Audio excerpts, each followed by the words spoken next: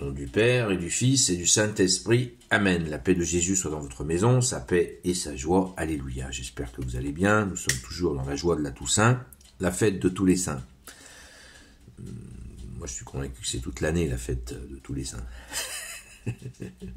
Merci, Sainte Marie-Madeleine, d'être notre chère sainte patronne.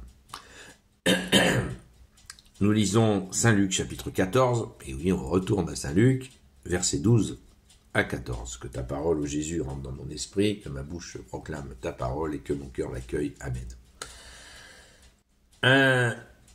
Je suis pas à la bonne page, tiens.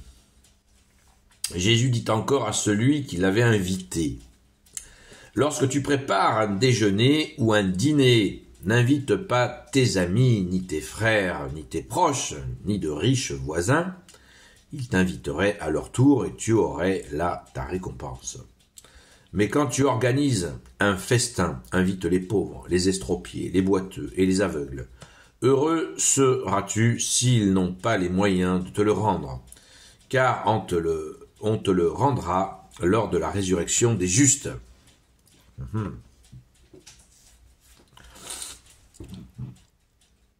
Fort, très fort, merci Jésus. Jésus, j'en discutais avec une grande amie. Les dîners, vous savez, les dîners un peu huppés, ça tourne très vite à je t'invite, tu m'invites, je t'invite, tu m'invites, tu m'invites. Après, ça devient, on les a invités, ils nous ont pas invités. On connaît ce genre de comédie.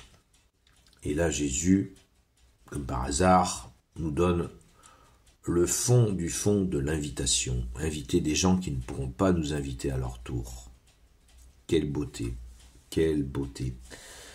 C'est vraiment l'enseignement le plus puissant de l'univers. Jésus, que tu nous transmets, il vient de ton Père, comme tu nous l'as dit, et la méthode d'enseignement vient aussi de ton Père. Quelle humilité pour toi, Jésus, de nous le transmettre avec une telle puissance. Quelle grâce nous avons là de connaître la vérité sur les fonctionnements humains, et nous le découvrons à chaque page d'évangile. Nous découvrons, mais c'est ça, mais Jésus avait raison, mais Jésus l'avait dit, mais Jésus avait vu juste. Vous voyez, j'aime bien cette expression qui dit: merci Jésus, tu es le roi de gloire, le Dieu de nos vies. Tu es le Dieu de nos vies, Jésus, parce que là, ce que nous venons de lire, c'est complètement pratico-pratique. Quand nous offrons à quelqu'un un sandwich dans la rue, et qu'il est là, la probabilité qu'il nous rende, elle est quasi nulle. Voilà, nourrissez les affamés, donnez à boire à ceux qui ont soif, portez un verre d'eau en plein été ou une boisson chaude à quelqu'un qui grelotte dehors en hiver. On est quasiment certain qu'il ne pourra jamais nous le rendre. Alors faisons-le. Ouais, Alors, certains diraient immédiatement: mais de nos jours, comment peut-on faire? Parce que là, on va faire la minute de contexte. Dans le contexte de l'époque, les pauvres étaient des pauvres. Les riches étaient des riches.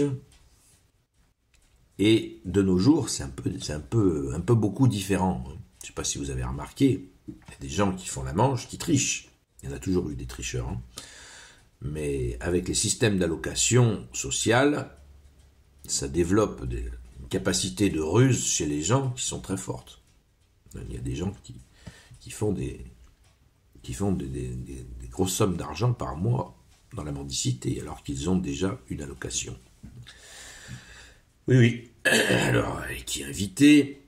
Est-ce qu'on peut inviter comme ça? Je pense que l'affaire n'est pas facile de nos jours. Et oui, ce que Jésus nous demande là n'est pas facile de nos jours.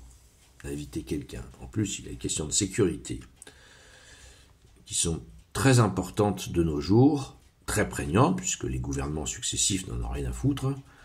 La sécurité qui est la première liberté, quand même, rappelons-le. Et là, l'invitation des pauvres dans le contexte de l'époque devait se faire tout à fait différemment. Tout à fait différemment. Puisqu'il n'y avait pas d'allocation, les pauvres qui étaient invités par quelqu'un qui en avait les moyens, eh bien, ils en prenaient soin. Combien de gens qui ont soutenu des gens de nos jours et qui se sont à un moment donné qui ont eu des problèmes tout simplement d'attaque, et c'est très courant. Donc il ne faut pas être naïf. Là, nous lisons la parole, effectivement, dans son contexte. Dans son contexte, il n'y avait pas d'allocation de l'époque. Les pauvres, ne venait pas à l'idée des pauvres d'aller faire du mal à ceux qui les nourrissaient ou qui les hébergeaient ou ceci ou cela. De nos jours, c'est complètement différent. Tout est différent. Il nous faut prier sans cesse pour avoir le discernement, sinon on va au-devant de très graves dangers. Attention, la parole de Jésus est vérité, ça fait aucun doute, elle est dans un contexte. C'est vrai ce qu'il dit. Ce que tu dis, Jésus bien-aimé, c'est la vérité. Il faut donner à ceux qui ne peuvent pas nous rendre. C'est la vérité, donc faisons-le, oui, mais avec discernement. Par exemple, si je donne, comme je viens de le dire, à donner quelqu'un à manger ou à boire ou porter des vêtements à celui qui n'en a pas, qui est dans la rue, voilà, c'est différent. Alors pour ceux qui ne me croient pas, eh bien, renseignez-vous sur ce qui se passe dans les centres d'hébergement, d'urgence. Pourquoi, à votre avis, beaucoup de gens dorment dans les rues? Parce que même les centres d'hébergement d'urgence ne sont pas sécurisés. Il y a des attaques entre eux. Donc c'est une tragédie parce que les gouvernements successifs n'en ont rien à cirer. Sinon, bien sûr que des mesures seraient prises pour que les centres d'hébergement d'urgence soient sécurisés, évidemment. Y compris pour des femmes seules avec des enfants qui se trouvent dans des situations terribles. Donc, ne quittons pas le contexte de l'époque comme le nôtre. Soyons prudents, prions et demandons à Jésus le discernement. Le discernement. Très important. Sans cesse, prions pour avoir le discernement. Merci Jésus de nous le donner, toi le roi de gloire, le Dieu de nos vies. Amen. Gloire au Père, au Fils et au Saint-Esprit, maintenant et toujours, et pour l'éternité. Amen. Ô Jésus, toi qui peux tout et qui porte tout, toi le Sauveur, toi l'Emmanuel, je te confie toutes celles et ceux qui regarderont cette vidéo, ainsi que leurs proches, selon ta seule volonté, ô Jésus. Sainte Marie, Reine des cieux, toi l'Immaculée Conception, toi qui écrases le serpent, toi qui es la lune sous tes pas, toi notre Mère, Notre-Dame, Saint Joseph, toi le juste et le saint, toi le sage, toi la terreur des démons, toi le saint gardien de la Sainte Église catholique apostolique, Sainte Marie-Madeleine, notre chère Sainte Patronne.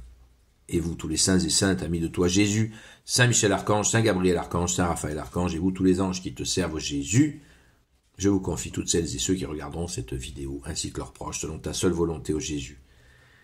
La paix de Jésus soit dans votre maison. On se retrouve ce soir à 20h sur la chaîne Seul Jésus Sauve jusqu'à 22h.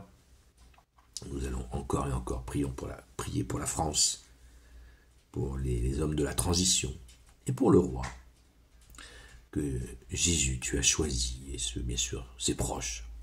On ne sait pas où il est, je n'en sais rien.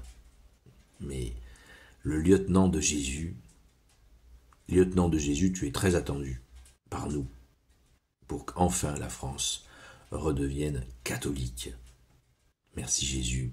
Alors en attendant, prions et redevenons catholiques ou devenons catholiques.